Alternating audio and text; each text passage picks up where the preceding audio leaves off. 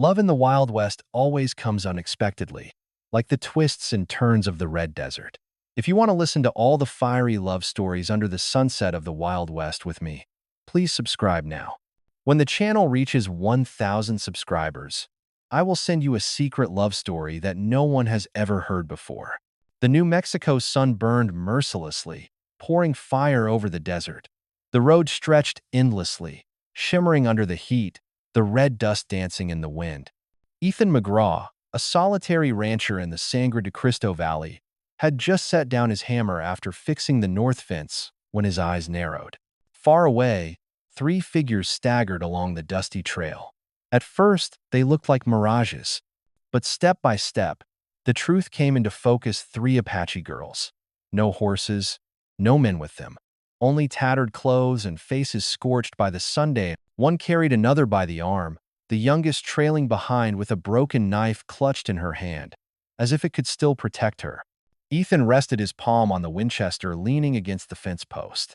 In these borderlands, strangers could bring danger. But as the girls collapsed to the ground, dust rising around their fragile bodies, he saw there was no fight left in them. The eldest lifted her face, dark eyes locked with his. Her voice cracked, barely more than a whisper. "Please, don't hand us back to them." Ethan glanced toward the horizon. A faint trail of dust rose in the distance, hoofbeats closing in. Whoever hunted them was not far behind. He stood there, torn between silence and action. Memories he'd tried to bury came rushing back. The war, the villages in flames, the children's eyes filled with hate and fear. And now, three pairs of eyes stared at him again, not with hatred, but with desperate hope. Slowly, he lowered the Winchester. Without a word, he strode forward, lifted the weakest girl over his shoulder, and motioned the other two toward the ranch. "Move," he said, voice rough but steady. The girls hesitated only a moment before following. Past the crooked fence and into the unfinished wooden house, Ethan set them down at his table. He poured water from his jug, watching them drink like they had been dying for days. Outside, the sun dipped low, painting the valley in blood-red light. Ethan McGraw had not chosen this moment, but fate had. From the instant he opened his door, his life would never again belong only to himself. Three strangers had crossed his land, and with them came the storm that would change everything. And if this story already speaks to you, the dust, the silence, the fight for survival don't ride away just yet. Subscribe to the channel, stay with us under these wild skies, and be ready for the next chapter of Wild West love stories. The night settled heavy over the Sangre de Cristo Valley. The air still carried the day's heat, though the stars glimmered like shards of ice above the desert. Inside Ethan McGraw's modest ranch house, silence hung thick, broken only by the uneven breathing of the three girls he had brought in from the dust road. They sat close to the fire, their faces drawn in the flickering glow. The eldest, with braids dark as crow feathers, kept her eyes sharp and restless, like a wolf cornered but still ready to strike. The middle sister, calmer yet watchful, had her arm wrapped protectively around the youngest, a girl no more than 16, who leaned against her shoulder, shivering despite the warmth. Ethan poured water into 3 tin cups, setting them on the table without a word. The girls drank greedily, then looked back at him with something between gratitude and fear. "You've run a long way," Ethan said finally, his voice low, more observation than question. The eldest lifted her chin. "Long enough," she answered in halting English. Her accent carried the weight of another world, one he had only ever known from battlefields and brief truces. Ethan leaned back in his chair, the Winchester still resting within arm's reach. He didn't press them with questions. He knew well enough that some stories cut too deep to tell on the first night. He'd seen that look in the cavalry days in men who carried memories too heavy for words. Instead, he focused on the simple things. He ladled beans into a dented tin plate, broke bread, and pushed the food toward them. Hunger won out over pride, and soon, the quiet room filled with the soft sounds of eating. When they had finished, the youngest finally found her voice. "They follow us," she whispered, eyes darting toward the shuttered window. Ethan said nothing at first. He had seen the dust on the horizon earlier, the faint shadows of riders who hunted for reasons darker than debt or law. He knew trouble would not be long in coming. "You're safe tonight," he said at last. "This house may not look like much, but its walls are thicker than they seem." The eldest studied him for a long moment, suspicion flickering in her gaze. "Why help us?" Ethan met her eyes, his own weary but steady. "Because I know what it is to be hunted, and I'm tired of watching good people fall." Silence followed, but it was different now, less sharp, almost fragile with unspoken trust. The fire burned lower, shadows creeping along the adobe walls. The girls huddled together, exhaustion pulling them into uneasy sleep. Ethan remained by the window, rifle across his knees, eyes scanning the darkness beyond the fence line. Somewhere out there, men rode with cruel intent. But tonight, they would not cross his threshold. Tonight, Ethan McGraw had 3 souls under his roof, and he intended to keep them there no matter the cost. The New Mexico sun sank slowly, a great burning coal sliding down behind the purple haze of the mountains. The light poured across the valley, painting the grasslands in hues of fire, red and gold shimmering on the rocks. Ethan McGraw stood on the porch of his half-finished ranch house, one hand resting on the rough wooden post, the other gripping his Winchester. Inside, the small adobe dwelling no longer felt so empty. 3 Apache girls, silent and watchful, had turned his house into something alive. Their presence was strange, unsettling even, yet it filled the space with a fragile warmth. Whispers in a language he barely knew, the shuffle of tired feet, the heavy breaths of people who had outrun death, these were sounds he had not heard for years. But tonight the air was different. Tight, heavy. Earlier that afternoon he had spotted it, a thin veil of dust rising against the horizon. At first it might have been mistaken for the restless winds of the high desert, or a herd of cattle stirring in the distance. But Ethan knew better. He had marched long enough under banners of war to recognize the rhythm of hooves pounding dirt. Men on horseback, riding with purpose, riding with hunger. He didn't tell the girls right away. There was no need to stoke fear when fear already lived in their eyes. Yet as dusk settled, he knew the moment could not be delayed. When he entered, the eldest of the 3 sat by the window, her black braids framing a face carved from stone. In her hand she gripped a broken knife, her knuckles pale. The middle girl busied herself mending a torn dress for the youngest, who leaned against her, trembling though the fire burned bright. Ethan set his rifle against the wall and lowered himself into the chair opposite them. He poured water into 3 wooden bowls, sliding them across the table. "Someone's on your trail," he said simply. His voice was steady, but in the silence that followed, the words seemed to echo like thunder. The eldest lifted her gaze, her eyes sharp and steady despite the fatigue etched into her features. "They will not stop," she answered in halting English. "Not until they have us back." Ethan nodded once. "I know. But this isn't the open road anymore. Here you have walls, you have guns, and you have me." The youngest whimpered, and the middle sister pressed her closer. The eldest said nothing more, but her stare lingered on him, testing his resolve. Ethan did not flinch. In his eyes, there was no bravado, only the hard steel of a man who had already chosen his course. Night fell quickly. Wind whistled through cracks in the wooden roof, howling like wolves in the distance. Ethan dimmed the lamps, unwilling to give away their position. He checked his weapons, each cartridge sliding into place with practiced precision. Then, he pulled a revolver from an old leather holster and held it out to the eldest girl. "Do you know how?" he asked. Her fingers closed around the grip without hesitation. She turned it once, tested the cylinder, and gave a small nod. Ethan allowed himself the briefest flicker of respect. She might be young, but her spirit was hard as iron. And then it came the sound he had been expecting. At first, faint, the distant murmur of thunder without clouds. Then stronger, clear, hooves drumming in rhythm, echoing across the wide basin. The girls froze, their breath sharp and shallow. Ethan rose to his feet, pulled the shutters closed, and leaned into the shadows. Beyond the fence line, silhouettes emerged against the dying light. 5 riders, moving as one, torches flickering in the dusk. Their pace was steady, their posture confident. These were not drifters or wanderers. These were men who hunted people as others hunted deer. Ethan's jaw tightened. Inside, the girls pressed closer together. The youngest whimpered again, but the eldest squeezed her hand, silencing her. In the dim firelight, Ethan's eyes met theirs. He saw fear, yes, but also trust. Somehow, in the space of one desperate evening, they had placed their fate in his hands. He turned back to the window, rifle in hand. The riders grew closer, their torches glowing like wicked stars. The sound of hooves filled the night, pounding louder and louder until it seemed the earth itself was shaking beneath them. Ethan drew a slow breath. The war had taken many things from him: brothers, peace, illusions. But it had left one truth he carried like a brand across his soul. There are moments in a man's life when he must stand, no matter the odds. This was one of them. He glanced once more at the three figures by his fire, fragile, wounded, yet burning with the will to live.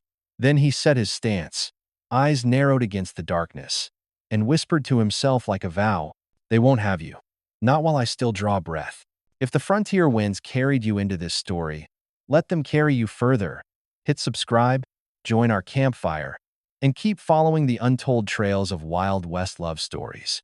The riders never came all the way to the door that night. They lingered at the far end of the valley, a cluster of shadows pacing back and forth, their torches bobbing like restless stars. Ethan McGraw kept watch from the narrow crack in the shutter until dawn began to gray the desert floor. When the torches finally winked out and the riders melted into the horizon, he knew it wasn't mercy that had spared them. It was patience. Hunters didn't rush. They circled. They waited. Inside the ranch house, silence was just as thick as it had been when the riders first appeared.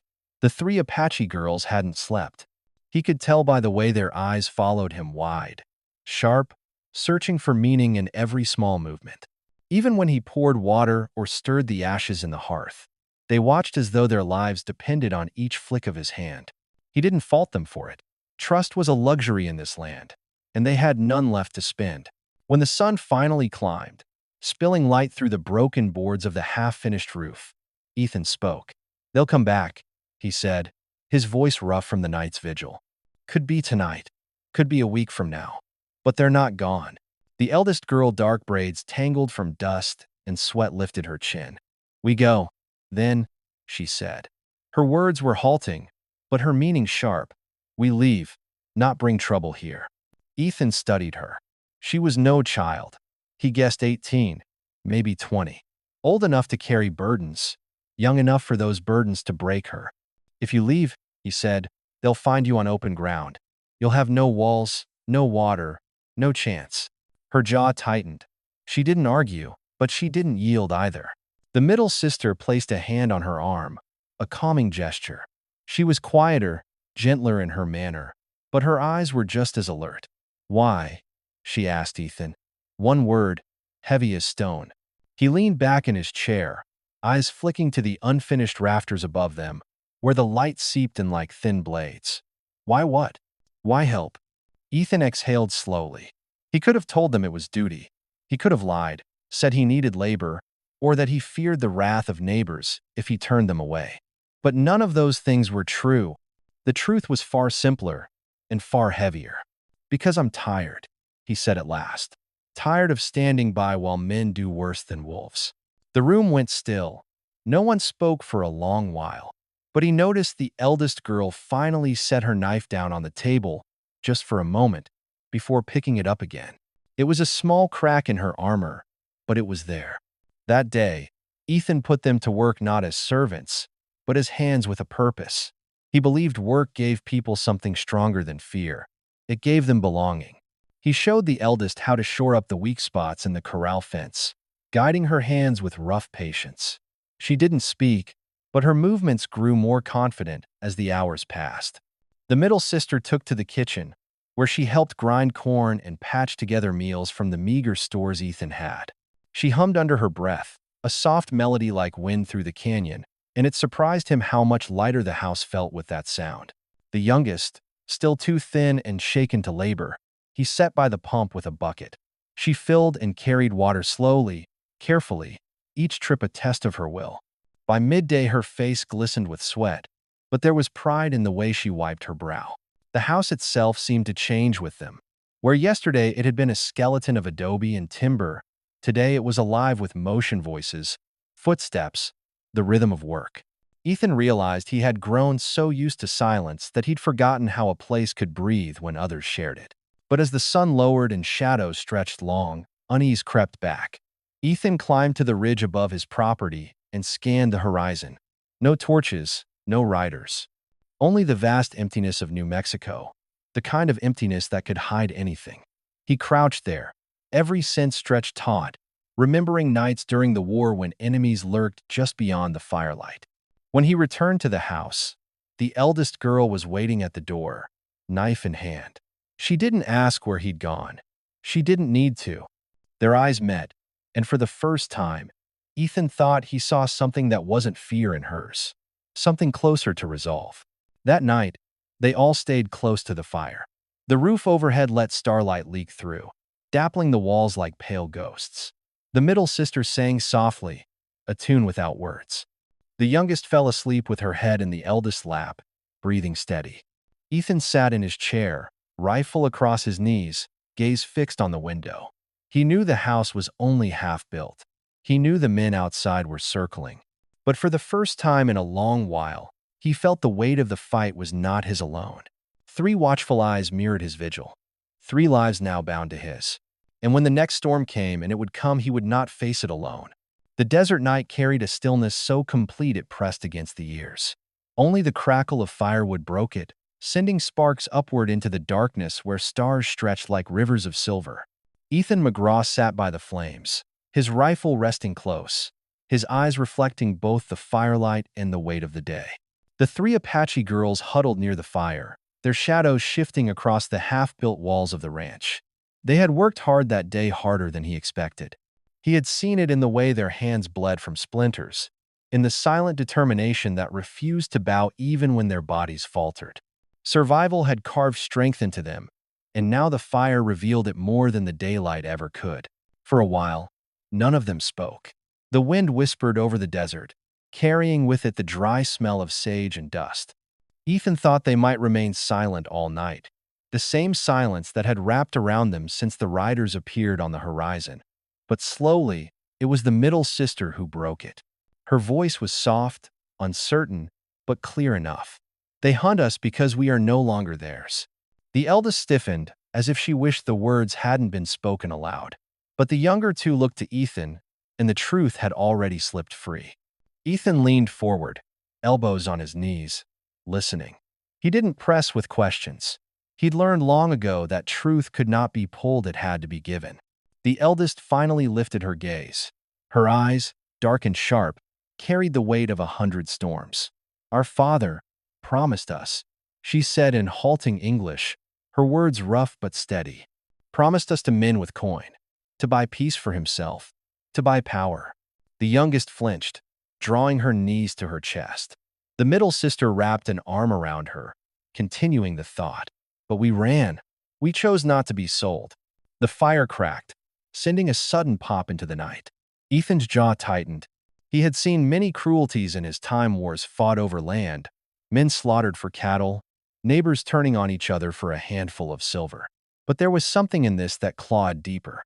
He imagined the fear in their flight, the nights spent hiding, the endless horizon with death always one step behind. The eldest watched him closely, her knife glinting faintly in her hand. "Now you know. If you give us back, you live. If you keep us, you die with us." Ethan let the words settle. He reached for a piece of firewood, tossed it into the flames, and leaned back in his chair. The shadows danced higher against his weathered face. "Maybe," he said finally. His voice carried no bravado, only the calm certainty of a man who had already measured his choice. "But if men think they can buy lives like cattle, then they'll have to pay another price to collect them."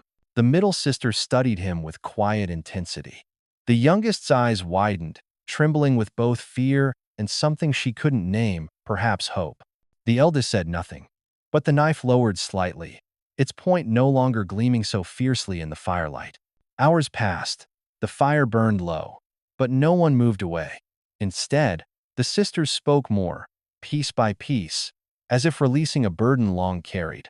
They told him their names: Ahioka, the eldest; Nayili, the quiet strength in the middle; and Tiva, the youngest, barely 16. They spoke of the canyon they had called home, of nights when drums echoed under the stars, of the betrayal that had shattered it all. Ethan shared little in return, but his silence was not empty. He listened, nodding now and then, and for the first time in years, he felt what it was to sit with others by a fire and let the night carry more than loneliness. When the last log collapsed into glowing coals, Ethan rose, stretching the stiffness from his shoulders. "Get rest," he said. "Tomorrow we'll set traps, fix the fence, and make sure if those men come, they won't find us unready." The sisters exchanged looks, then nodded. They lay down close together near the warmth, their breathing uneven but calmer than the nights before. Ethan remained awake, leaning against the doorframe, watching the desert. The hunters were still out there circling, waiting. He knew it as surely as he knew the land beneath his boots. But tonight, he also knew something else. These three were no longer just strangers he had taken in. They were part of his fight now, bound to him by truth, by firelight, and by the choice to stand rather than surrender. The silence of the desert stretched deep, but in it, Ethan McGraw felt something stir that had long been buried. Not just the instinct to fight, but the will to protect. Every shot fired, every step taken in this land of danger and hope is part of something bigger. Subscribe now, and be here when the next page of Wild West love stories unfolds. The sun returned merciless and bright, bleaching the desert until every stone, every blade of dry grass seemed to glow white-hot. Ethan McGraw tightened the strap of his hat and squinted toward the valley.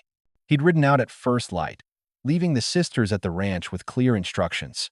Stay inside, keep the shutters drawn, and trust no one who came to the door. The tracks were easy to find.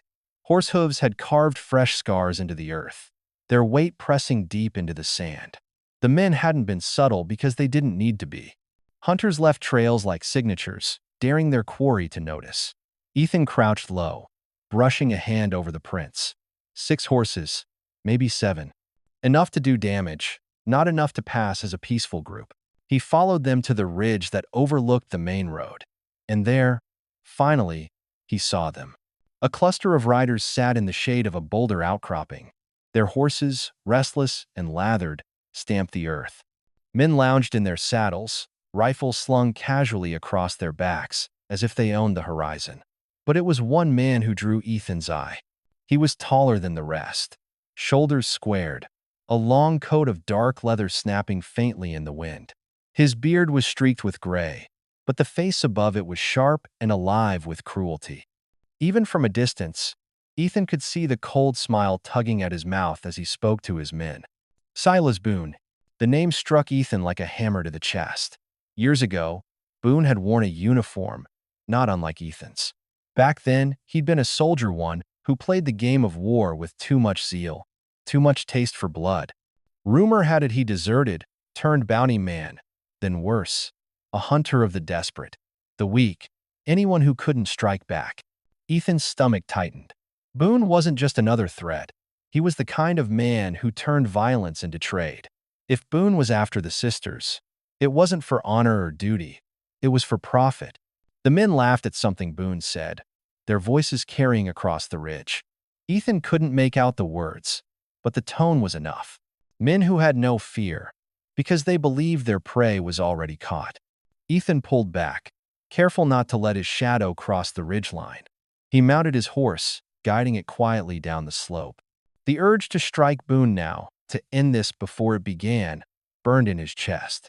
But there were too many, and he was alone. To act rashly would be suicide and worse.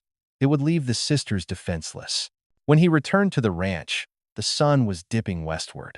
The sisters were waiting, exactly as he told them, the eldest standing guard with the revolver at her side. Her eyes sharpened when she saw his face. "You saw them?" Ethan nodded. Silas Boone. The name meant nothing to the youngest, but the eldest stiffened. She must have heard the stories.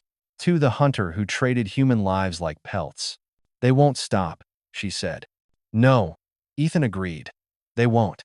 He stepped inside, setting his rifle on the table, and for the first time, he allowed the truth to settle between them. "This fight won't pass us by. They've chosen you as quarry, and by taking you in, I've chosen to stand with you. That makes us a target. All of us." The middle sister, Nayeli, asked quietly, "Can we win?" Ethan looked at her, then at the youngest, trembling in her sister's arms. He thought of Boone's smile, the fire in his men's eyes. Victory wasn't guaranteed. Survival wasn't guaranteed. But something else was. "We can fight," he said. And sometimes, that's the only answer men like Boone understand. That evening, he led them into the corral. They practiced holding rifles, reloading, aiming against fence posts until their shoulders ached. The eldest, Ahioka, took to it naturally, each shot fired with grim resolve. Nayeli needed more guidance, but her patience held. And Tiva, the youngest, could barely steady the rifle, but her hands clenched it with the fury of someone who refused to be prey again. Ethan corrected their stances, his rough voice steady but never cruel. With every round fired, he felt the walls between them thin. They were no longer strangers thrown together. By chance, they were becoming something closer to a unit, bound by necessity. When the stars came out, the sisters huddled in the house, exhausted. Ethan lingered on the porch, rifle across his knees, his gaze fixed on the horizon. Boone was out there, circling, smiling that smile. Ethan could almost hear his voice carried on the wind. "You can't hide them forever." Ethan tightened his grip on the rifle. Maybe not forever, but long enough to make Boone regret ever setting foot in this valley. The desert lay quiet, holding its breath. The hunters had shown their face, and soon the hunted would have to show theirs. The night came fast, cloaking the Sangre de Cristo Valley in a darkness so complete it felt alive. Clouds smothered the stars, and the moon hid behind them like a witness unwilling to watch. The air smelled of sage and distant rain, but under it all was something heavier, the tension of men drawing closer. Ethan McGraw sat on the porch with his rifle laid across his knees. Every nerve in his body was taut, tuned to the silence. Behind him, through the cracks in the shutters, 3 pairs of eyes watched: Ahioka, Nayeli, and Tiva. The youngest pressed her face to the wood, her breath fogging the slats, while the eldest gripped the revolver Ethan had given her, knuckles white. Then it came, the first sound. A horse's wicker, the creak of leather, the slow, deliberate rhythm of boots dismounting. Ethan rose. In the distance, faint torchlight bobbed like fireflies, too many to count at first. They spread along the ridge, circling, tightening. Boone's men. The hunter had finally chosen his moment. A voice cut through the night, low and sharp. "McGraw." Ethan recognized it instantly. Silas Boone's voice had lost none of its cruelty over the years. "You've got what's mine. Hand over the girls, and you'll keep that shack of yours standing. Fight, and I'll burn it and you with them inside." The words carried easily in the stillness. Inside, Tiva whimpered, but Ahioka hissed to silence her. Ethan stepped forward into the yard, his boots crunching on gravel. He didn't raise his gun yet.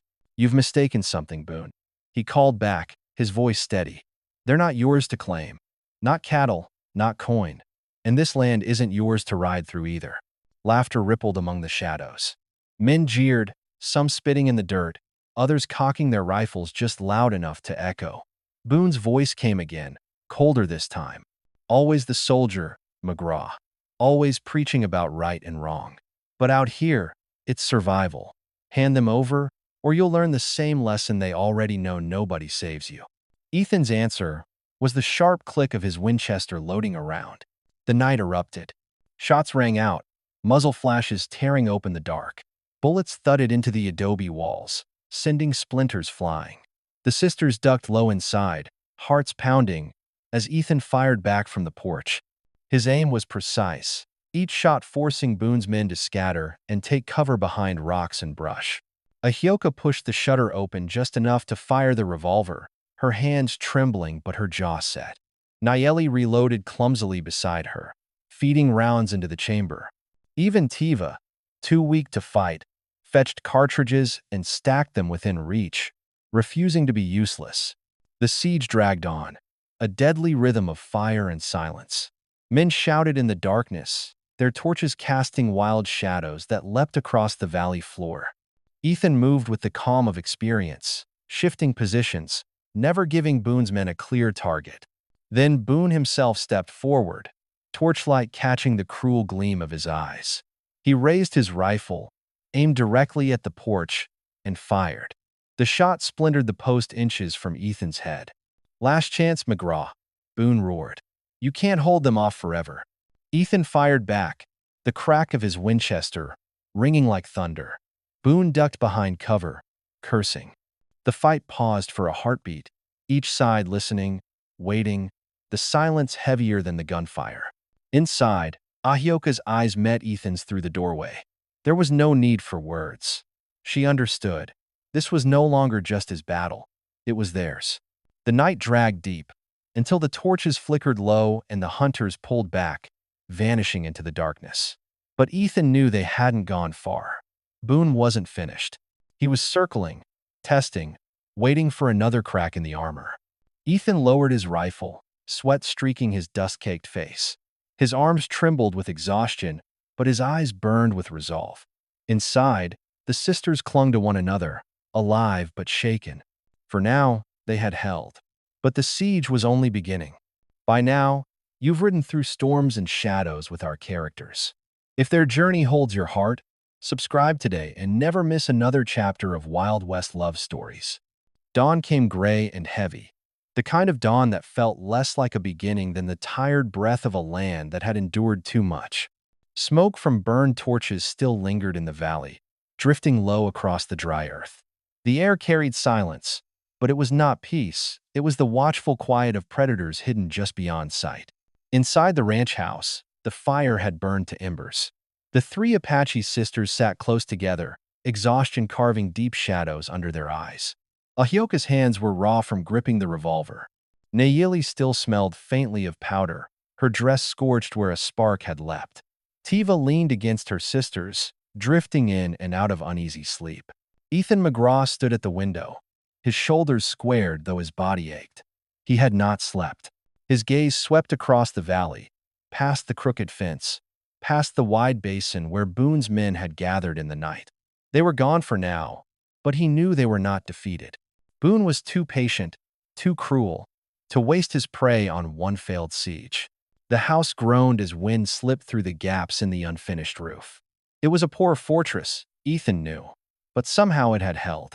And as he looked back at the three sisters, he realized the walls were no longer the only thing keeping them alive. Something stronger had bound itself between them. He turned from the window and spoke quietly. "They'll come again. Maybe today, maybe tomorrow. But they won't quit." Ahioka lifted her chin. Her eyes, though rimmed with fatigue, held fire. "Then we won't quit either."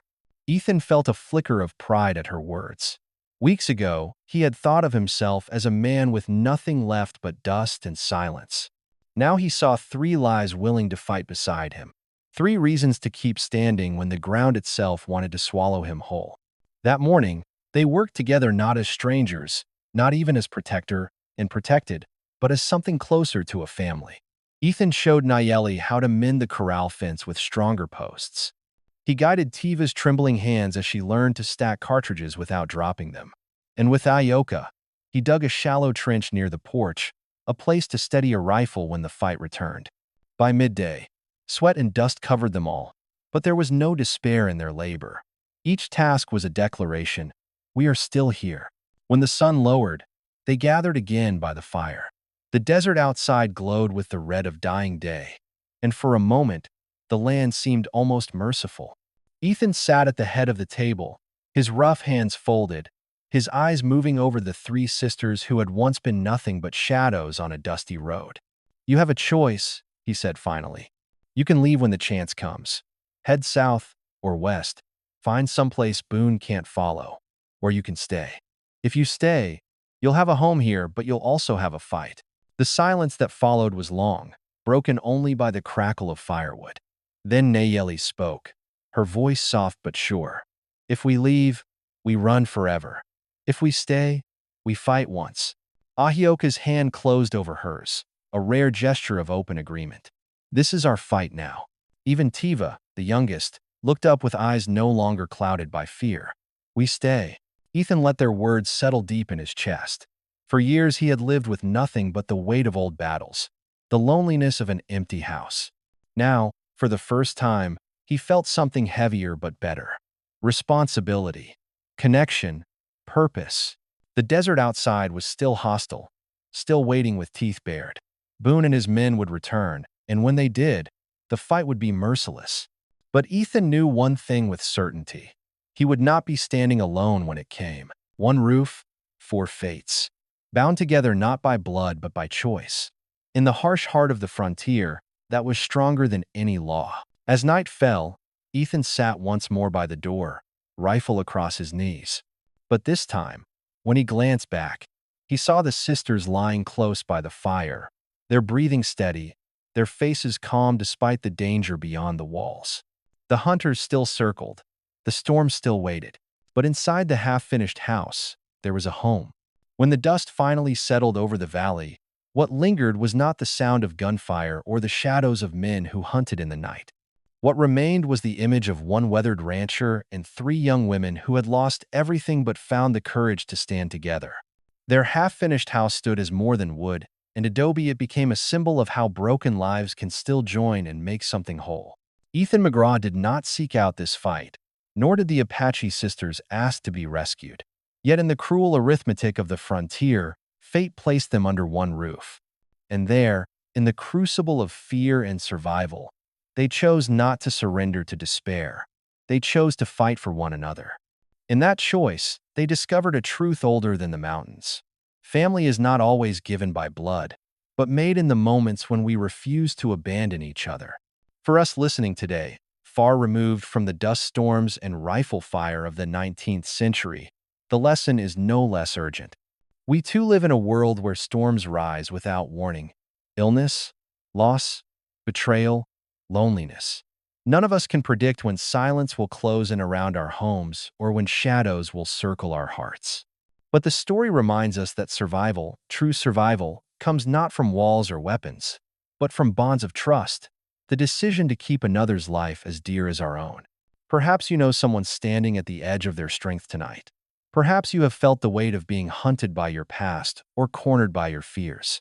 This tale whispers that even in the harshest desert, a roof can be built, a fire can be shared, and new family can be chosen. What matters is not the size of the house, but the willingness to open its door. So take a moment, after the last echoes of this story fade, to think about the people who stood by you in your darkest hours and those who might need you now. If this story touched your heart, consider passing its warmth forward. Share it, speak of it, and if you wish, support this channel with a like, a share, or a subscription. In doing so, you keep alive the spirit of Wild West.